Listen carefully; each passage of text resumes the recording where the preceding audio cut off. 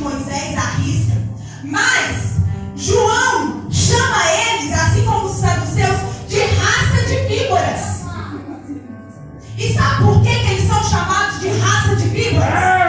Porque eles, as víboras, as serpentes naquela época, hoje em dia é muito associado somente à traição, né? Mas naquela época era associada a maldade, traição, engano e hipocrisia.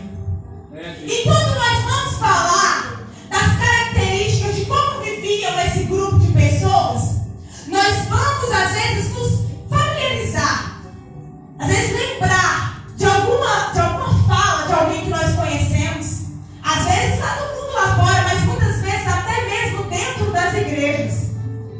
Pessoas que, apontam muito a vida do outro, porque o pecado dele é diferente do fulano, então eu sou melhor, né? A minha saia está lá no pé, eu até falei com as meninas, que eu nem precisei de muita dificuldade, as minhas roupas são de época mesmo, né? Minha saia está lá no pé, né? Eu estou, aqui, aparência ali de santidade, aquela coisa. Então, eu sou muito melhor do que aquela outra irmã que não se comporta da mesma forma. Mas, eles não entendiam. Ali seguiam os sacrifícios, os rituais da lei mosaica, tudo direitinho. Mas o coração deles estava longe do Senhor. Estava longe do Senhor. Queriam viver de aparência. E o Evangelho não é para ser vivido de aparência. Ele é para ser vivido de dentro para fora. A mudança começa de dentro para fora. Não é de aparência. Mas eles achavam que pelas obras, pela forma que eles estavam se conduzindo, que eles iam ser salvos. Pela posição, pelo título, às vezes pelos bens financeiros, que iam ser salvos. Mas João já lhe falou, arrependei-se e chama eles de raça de víboras. Após como que esse povo que se achava santo demais ficou incomodado. Tinha também os saduceus. Os saduceus já era diferente. E às vezes os saduceus você vai pegar e vai se identificar mais ainda com a pregação que está sendo pregada ultimamente. Eles eram os liberais. Tudo pode. Não. Esse negócio de ressurreição, não. Sobrenatural, que é isso? Tudo pode. E se tudo pode, pessoa que acha que tudo pode já está salva, né? Não. É o Evangelho, paz e amor. A oração deles devia ser diferente. Não era venha o teu reino, faça a tua vontade. A deles devia ser assim, venha o meu reino. Eu sou um deusinho. Faça-se a minha vontade. O evangelho liberal, o evangelho paz e amor, o evangelho do comodismo, o evangelho que tudo pode. Ah, mas como assim? Está todo mundo indo por esse caminho? Por que eu tenho que ir por aquele outro caminho que a palavra de Deus está me dizendo?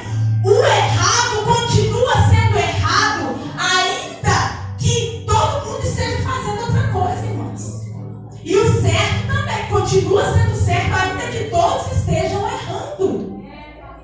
Se nós formos viver de acordo com a massa, com o que o povo diz, nós não teremos em nós a identidade de Cristo. Você precisa ter identidade.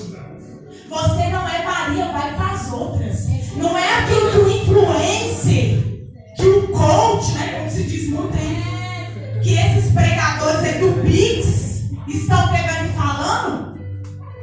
Não é por causa disso que o apóstolo Paulo fala assim, Timóteo, não deixa aquilo que você aprendeu desde menino, desde o princípio. Outro dia eu estava falando sobre isso, falei assim, as boas novas deles estão novas demais, né? A boa notícia deles está muito atualizada. Não são eles que dizem que querem renovar a palavra de Deus? Mas esse renovo não traz vida, traz morte. Mas para você saber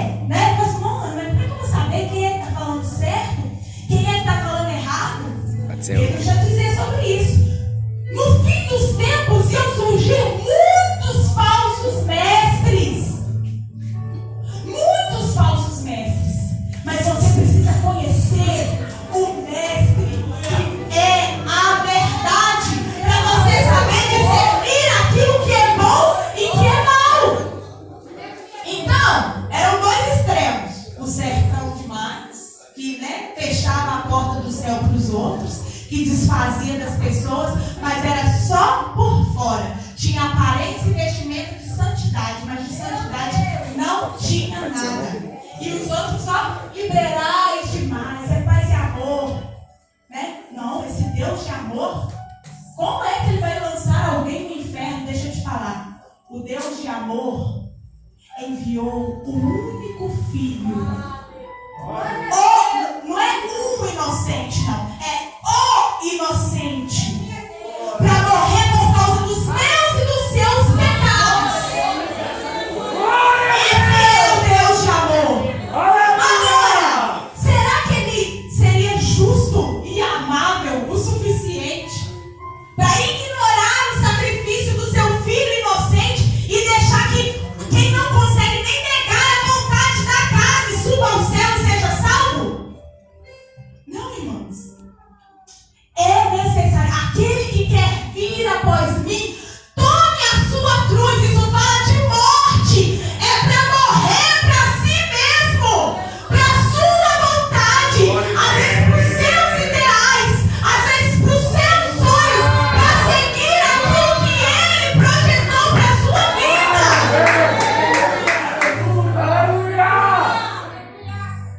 Então, não é do jeitinho que eles estão falando. Quando eu estava meditando nisso, o Senhor, Ele me fez lembrar. O Senhor, Jesus, Ele chega para a mulher samaritana e fala assim: olha, se você beber da água que eu te der, essa água será em você como uma fonte de águas vivas que vai jorrar.